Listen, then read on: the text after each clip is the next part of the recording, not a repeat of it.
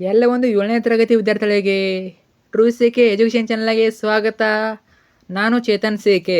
7ನೇ ತರಗತಿ SAT exam 2026 ಯಾರೆಲ್ಲ ಬರ್ತಿದ್ದೀರಾ? ಇನ್ನೇನು ನಾಳೆ ಏಪ್ರಿಲ್ 6ರಂದು ಹಿಂದಿ ವಿಷಯದ ಎಕ್ಸಾಮ್ ಇದೆ. ಆದ್ದರಿಂದ ಇವತ್ತಿನ ಈ ನೋಡದಲ್ಲಿ ಹಿಂದಿ ವಿಷಯದ ಬೋರ್ಡ್ ಬಿಟ್ಟಿರುವ ಒಂದು ಮಾಡಲ್ ಕ್ವಶನ್ ಪೇಪರು ಉತ್ತರ ಸಹಿತ ನೋಡೋಣ.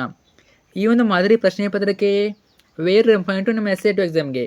ಯಾಕಂತ ಅಂದರೆ ಇಲ್ಲಿ ಯಾವ ರೀತಿ ಪ್ಯಾಟರ್ನ್ ಕೊಟ್ಟಿದ್ದಾರೆ, ಇದೇ ಪ್ಯಾಟರ್ನಲ್ಲಿ ಒಂದು SAT ಎಕ್ಸಾಮ್ನ ಹಿಂದಿ ವಿಷಯದ ಕ್ವಶನ್ ಪೇಪರ್ ಇರ್ತದೆ. ಅಷ್ಟೇ ಮಾತ್ರವಲ್ಲ, ಪ್ರಶ್ನೆ ರಿಪೀಟ್ ಆಗ್ತವೆ. ಚೆನ್ನಾಗಿ ಓದ್ಕೊಂಡೋಗಿ, ನಿಮ್ಮ ಎಕ್ಸಾಮ್ಗೆ ತುಂಬ ಯೂಸ್ಫುಲ್ಲು ಈ ಒಂದು ಕ್ವಶನ್ ಪೇಪರು. ಸಂಪೂರ್ಣ ಕ್ವಶನ್ ಪೇಪರ್ ಉತ್ತರ ಸಹಿತ ಕೊಡ್ತೀನಿ. ತಪ್ಪದೆ ಕೊನೆವರೆಗೆ ನೋಡಿ, ಎಕ್ಸಾಮ್ಗೆ ತುಂಬ ಅಂದರೆ ತುಂಬ ಹೆಲ್ಪ್ ಆಗ್ತದೆ. ಓಕೆ, ಬನ್ನಿ ಇವತ್ತಿನ ಈ ಒಂದು ವಿಡಿಯೋನ ಶುರು ಮಾಡೋಣ. ಅದಕ್ಕೆ ಮುಂಚೆ ಯಾರೆಲ್ಲ ಫಸ್ಟ್ ಟೈಮ್ ನಮ್ಮ ಚಾನಲ್ ನೋಡ್ತಾ ಇದ್ದೀರಾ ಅಥವಾ ಚಾನಲ್ನ ಇನ್ನೂ ಕೂಡ ಯಾರು ಸಬ್ಸ್ಕ್ರೈಬ್ ಮಾಡ್ಕೊಂಡಿಲ್ಲ, ತಪ್ಪದಾಗಿಲ್ಲ ಚಾನಲ್ನ ಸಬ್ಸ್ಕ್ರೈಬ್ ಮಾಡ್ಕೊಳ್ಳಿ. ಯಾಕಂತ ಅಂದರೆ ಇದ್ರ ನಿಮಗೆ ನಿಮ್ಮೊಂದು 7ನೇ ತರಗತಿ ಎಕ್ಸಾಮ್ ಮುಗಿದ್ಮೇಲೆ ಬೋರ್ಡರು ಕೀ ಆನ್ಸರ್ ಬಿಡ್ತಾರೆ. ಕೀ ಆನ್ಸರ್ ಬಿಟ್ಟ ಮೇಲೆ ಎಲ್ಲ ವಿಷಯದ ಕೀ ಆನ್ಸರ್ ಆಗ್ತವೆ. ಅರ್ಥ ಆಯ್ತಾ? ಅವೆಲ್ಲ ಬೇಕು ಅಂತ ಅನ್ನೋರು ಈಗಲೇ ಈ ಚಾನಲ್ನ ಸಬ್ಸ್ಕ್ರೈಬ್ ಮಾಡ್ಕೊಳ್ಳಿ, ಕಡ್ಡಾಯ ಮಾಡ್ಕೊಳ್ಳಿ. ನೀವು ಮಾಡ್ಕೊಂಡ್ರೆ ಮಾತ್ರ ನಮ್ಮ ಎಲ್ಲ ವಿಡಿಯೋಸ್ ಇರ್ತವೆ. ಮಾಡಿದ್ರಾ? ಜೊತೆಗೆ ವಿಡಿಯೋನ ಲೈಕ್ ಮಾಡಿಬಿಟ್ಟು ಎಲ್ಲ ಫ್ರೆಂಡ್ಸ್ ಶೇರ್ ಮಾಡಿ. ಯಾರೆಲ್ಲ ಫ್ರೆಂಡ್ಸ್ ಇದ್ದಾರೆ ನಮಗೆ 7th ಅವ್ರಿಗೂ ಶೇರ್ ಮಾಡಿ, ಅವ್ರಿಗೂ ಹೆಲ್ಪ್ ಮಾಡಿ. ಓಕೆ, ಬನ್ನಿ ಇವತ್ತಿನ ಈ ವಿಡಿಯೋನ ಶುರು ಮಾಡೋಣ. ಇದು ಮಾದರಿ ಪ್ರಶ್ನೆ ಪತ್ರಿಕೆ. ಅದಕ್ಕಿಂತ ಮುಂಚೆ ನಾವು ವೇಟೇಜ್ ನೋಡ್ಕೊಂಬರೋಣ. ವೇಟೇಜು ಅಂದರೆ ಯಾವ ಪಾಠದ ಮೇಲೆ ಎಷ್ಟು ಮಾರ್ಕ್ಸನ್ನು ಕೇಳ್ತಾರೆ ಅಂತ. ಅದೇ ಪ್ರಕಾರ ಓದ್ಕೊಳ್ಳಿ. ಅದೇ ಪ್ರಕಾರ ನಮಗೆ SAT ಎಕ್ಸಾಮ್ನ ಹಿಂದಿ ವಿಷಯದ ಕ್ವಶನ್ ಪೇಪರ್ ಇರ್ತದೆ. ಇದು ನೋಡಿ, ಚಾಪ್ಟರ್ ವೈಸ್ ವೇಟೇಜ್ ನೋಡ್ಕೋಬೋದು. ಪಾಠ ನಾಮ್ 1 marks, 2 marks, 3 marks, 4 marks, 5 marks. ದಿಲ್ಲಿಯಿಂದ ಏನು ಕೇಳ್ತಾರೆ? ಕೇವಲ ಒಂದೇ ಕ್ವಶನು 3 ಮಾರ್ಕ್ಸ್ಗೆ 3 ಮಾರ್ಕ್ಸು. ಅಲ್ಲಿ ಯಾವುದೇ ರೀತಿ 1 ಮಾರ್ಕ್ಸ್ ಕೇಳೋದಿಲ್ಲ, 2 ಮಾರ್ಕ್ಸ್ ಕೇಳೋದಿಲ್ಲ. ಇದೇ ಪ್ರಕಾರ ಓದ್ಕೊಳ್ಳಿ. ಇದೇ ಪ್ರಕಾರ ಎಂಬುದು SAT ಎಕ್ಸಾಮ್ನ ಹಿಂದಿ ವಿಷಯದ ಕ್ವಶನ್ ಪೇಪರ್ ರೆಡಿ ಮಾಡ್ತಾರೆ. ಓಕೆ, ನೋಡೋಣ.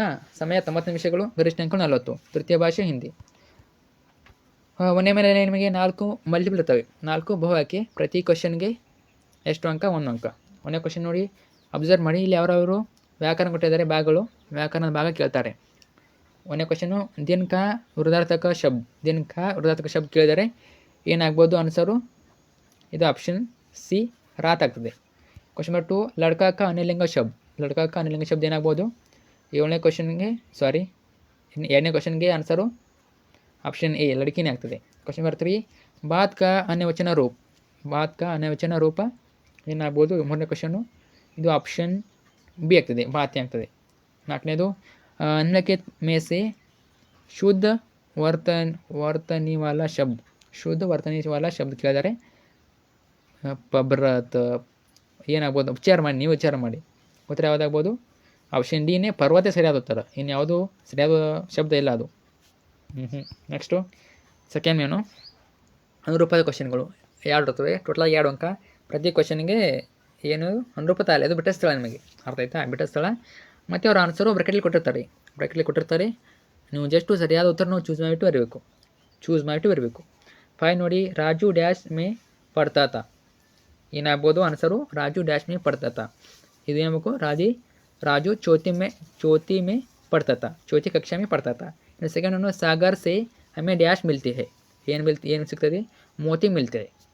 ಮೋತಿ ಸರಿಯಾದ ಉತ್ತರ. ಇನ್ನು ಥರ್ಡ್ ಅನ್ನು, ನಿಮ್ನಲಿಖಿತ ಪ್ರಶ್ನೋं के सूचना अनुसार उत्तर लिखिए.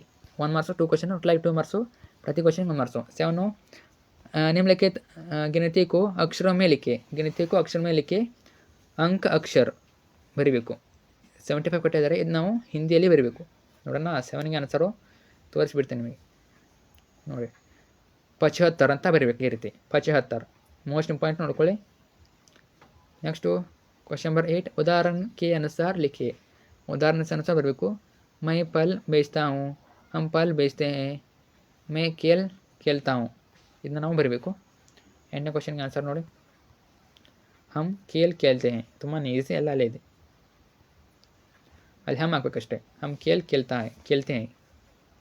ಇನ್ನು 4th ನಿಮ್ನಲಿಖಿತ ಪ್ರಶ್ನೆಗೆ ಉತ್ತರ 2-3 ವಾಕ್ಯ में लिखिए. ಇವೇನು 2 ಮಾರ್ಕ್ಸು, 6 ಕ್ವಶನು. ಟೋಟಲಾಗಿ 12 ಮಾರ್ಕ್ಸು. ಪ್ರತಿ ಕ್ವಶನ್ಗೆ 2 ಮಾರ್ಕ್ಸು. 9 ನೋಡಿ, रेलगाड़ी के ड्राइवर को लाल शर्ट देखकर क्या एहसास हुआ? 9ಗೆ आंसर ನೋಡಿ, रेलगाड़ी के ड्राइवर को लाल शर्ट देखकर किसी अनजान खतरे का एहसास हुआ. क्वेश्चन नंबर 10, कुमार अपने मित्र से पत्र द्वारा क्या कहता था?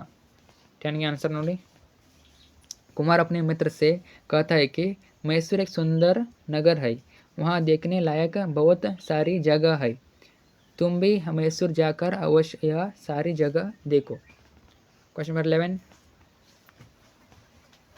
कवियत्री किसको बुला रही थी और क्या कहकर बुला रही थी? 11 के आंसर नोड़ी। कवियत्री अपने बचपन को बुला रही थी, माँ ओ कहकर बुला रही थी, बिटिया माँ ओ कहकर बुला रही थी। क्वेश्चन नंबर 12, हिंदुस्तान की यात्रा कैसे कर सकते हैं? 12 का आंसर हो,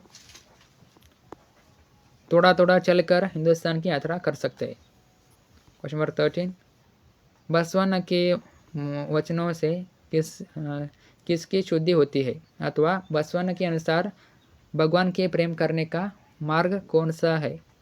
13 के आंसर नोड़ी।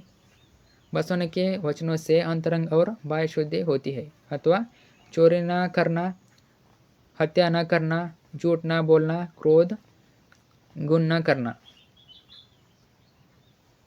अपनी प्रशंसा और दूसरों की निंदा न करना ही भगवान से प्रेम करने का मार्ग है। 15 15 क्वेश्चन, निम्नलिखित प्रश्नों के उत्तर 3-4 वाक्य में लिखे, ಇವೇನು 3 ಮಾರ್ಕ್ಸು 4 ಕ್ವಶನು, ಟೋಟಲ್ ಆಗಿ 12 ಮಾರ್ಕ್ಸು, ಪ್ರತಿ ಕ್ವಶನ್ಗೆ 3 ಮಾರ್ಕ್ಸು। 15 ನೋಡಿ, ಸಂಸದ್ ಭವನ್ के बारे में लिखे। 15 के आंसर ನೋಡಿ,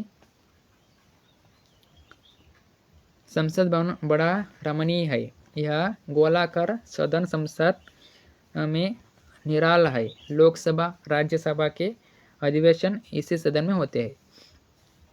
16, कबूतर जाल में क्यों फंस गए? 16 आंसर नोड़ी। कबूतर दिन भर दाने के लिए घूमते थे, गिरने पर दाने बेकार पड़े थे, कबूतर ने लोने में आकर जल में फंस गए। नेक्स्ट 17, पूर्वराज सिकंदर की मैत्री संधि को क्यों अस्वीकार करता है? ನೋಡ್ಕೊಳ್ಳಿ, ಇದನ್ನು ಪಾಸ್ ಮಾಡಿ ಸ್ಟಾಪ್ ಮಾಡಿಬಿಟ್ಟು ಉತ್ತರ ನೋಡ್ಕೊಳ್ಳಿ। ನೆಕ್ಸ್ಟ್ ಕ್ವಶನ್ ನಂಬರ್ 18, ಇದೇನು ಏನದು ಪಡಕರ್ ಅಂದರೆ ಏನು, ಒಂದು ಪ್ಯಾರಾ ಕೊಡ್ತಾರೆ, ಅದಕ್ಕೆ 4 ಕ್ವಶನ್ ಕೊಡ್ತಾರೆ, ಎಲ್ಲನೇ ಆನ್ಸರ್ ಅಲ್ಲೇ ಇರ್ತದೆ, ಅಂದರೆ ಪ್ಯಾಸೇಜ್ ಇದ್ದಂಗೆ, ಪದ್ಯ ಬಗ್ಗೆ ಕೊಡ್ತಾರೆ, ಗದ್ಯ ಕೊಡ್ತಾರೆ, ಪದ್ಯ ಕೊಡ್ಬೋದು, ಗದ್ಯ ಕೊಡ್ಬೋದು, 3 ಮಾರ್ಕ್ಸ್ಗೆ 3 ಕ್ವಶನ್ನು ನೋಡ್ಬೋದು, ಎಲ್ಲರೂ ಬರಿಬೋದು, ಇದನ್ನ ತುಂಬಾ ಈಸಿ 18 ಕ್ವಶನ್। ಸೊ 3 ಆನ್ಸರ್ಸ್ ನೋಡ್ಕೊಳ್ಳಿ, ಎಲ್ಲ ಮೇಲೆ ಇರ್ತದೆ, ಜಸ್ಟ್ ಓದ್ಕೊಂಬಿಟ್ಟು ಬರೋದು ಅಥವಾ ನೋಡಿಬಿಟ್ಟು ಬರೋದು ಅಷ್ಟೇ। 19, ನಿಮ್ನಲಿಖಿತ ಪ್ರಶ್ನೆಗೆ ಉತ್ತರ 3-4 ವಾಕ್ಯ में ಅಂದರೆ 4 ಮಾರ್ಕ್ಸು, 2 ಕ್ವಶನು, ಟೋಟಲಾಗಿ 8 ಮಾರ್ಕ್ಸು, ಪ್ರತಿ ಕ್ವಶನ್ಗೆ 4 ಮಾರ್ಕ್ಸು। 19 ನೋಡಿ, ನಿಮ್ನಲಿಖಿತ ಪದ್ಯಭಾಗ ಪೂರ್ಣ कीजिए, ಮೋಸ್ಟ್ ಇಂಪಾರ್ಟೆಂಟ್ ಪದ್ಯಭಾಗ, ಸೂರಜ್ ಕೊಟ್ಟಿದ್ದಾರೆ, ಅಭಿಲಾಷಾ है, ಸೂರಜ್ ಸಾ ಧಮಕು ಮೈ, ಚಂದ ಸಾ ಚಮಕು ಮೈ, ಇದನ್ನು ನೋಡ್ಕೊಳ್ಳಿ, ಪೂರ್ತಿ ಪದ್ಯ ನೋಡ್ಕೊಳ್ಳಿ, ಒಂದು ಪ್ಯಾರ ಕೊಡ್ತಾರೆ ಈ ರೀತಿ। ಇನ್ನು लास्ट क्वेश्चन, अपनी यात्रा के बारे में बताते हुए पिताजी के नाम पर एक पत्र लिखे। ಪತ್ರ ಕೇಳ್ತಾರೆ, ಒಂದು ಪರ್ಸನಲ್ ಕೇಳ್ತಾರೆ, ವೈಯಕ್ತಿಕ ಪತ್ರವನ್ನು ಪಿತಾಜಿಗೆ ನಾಮಪತ್ರ ನೋಡ್ಕೊಳ್ಳಿ, ಕೇಳ್ಬೋದು। ನಿಮ್ಮ ಶಾಲೆಯಲ್ಲಿ ಯಾವ ರೀತಿ ಹೇಳಿದ್ರೆ ಅದು ನೋಡ್ಕೊಳ್ಳಿ, ಅಬ್ಬಾಕ್ ಹಾಕಬೇಕು, ದಿನಾಂಕ ಅಂದರೆ ಆದರೆ ಮಹೋದಯ ಹಾಕಬೇಕು, ಅಥವಾ ಪಿತಾಜಿದು ಮಹೋದಯ ಯಾವಾಗ, ಆಫೀಸಲ್ಲಿ ಬರುವಾಗ, ಇದು ಪರ್ಸನಲ್ ಆಗಿದ್ದರಿಂದ ಆದರೆ ಪಿತಾಜಿ, ಸಾದಾ ಪ್ರಣಾಮ ಹಾಕಬೇಕು, ಆಮೇಲೆ ವಿವರಣೆ, ಲಾಸ್ಟಿಗೆ ಧನ್ಯವಾದ ಆಪ್ಕಾ ಪ್ರಿಯ ಪುತ್ರ, ಇದನ್ನು ನೋಡ್ಕೋಬೇಡಿ। ನಿಮ್ಮ ಶಾಲೆಯಲ್ಲಿ ಹಿಂದಿ ಟೀಚರ್ ಯಾರು ಹೇಳಿದ್ದಾರೆ ಅದೇ ರೀತಿ ಬರೀರಿ, ಫುಲ್ ಮಾರ್ಕ್ಸನ್ನು ಕೊಡ್ತಾರೆ, ಡೋಂಟ್ ವರಿ। ಇಷ್ಟೇ ಒಂದು ಕ್ವಶನ್ ಪೇಪರು, ಈಗಾಗಲೇ 7th ನಿಮಗೆ ಎಲ್ಲ ವಿಷಯಗಳು ಪಾಸಿಂಗ್ ಪ್ಯಾಕೇಜ್, ಸ್ಕೋರಿಂಗ್ ಪ್ಯಾಕೇಜು ಎಲ್ಲ ಹಾಕಿರ್ತೀವಿ, ಅವೆಲ್ಲ ಯೂಸ್ ಮಾಡ್ಕೊಳ್ಳಿ, ಫ್ರೆಂಡ್ಸಿಗೆ ಶೇರ್ ಮಾಡಿ, ಎಲ್ಲರಿಗೂ all best, last exam, thank you so much.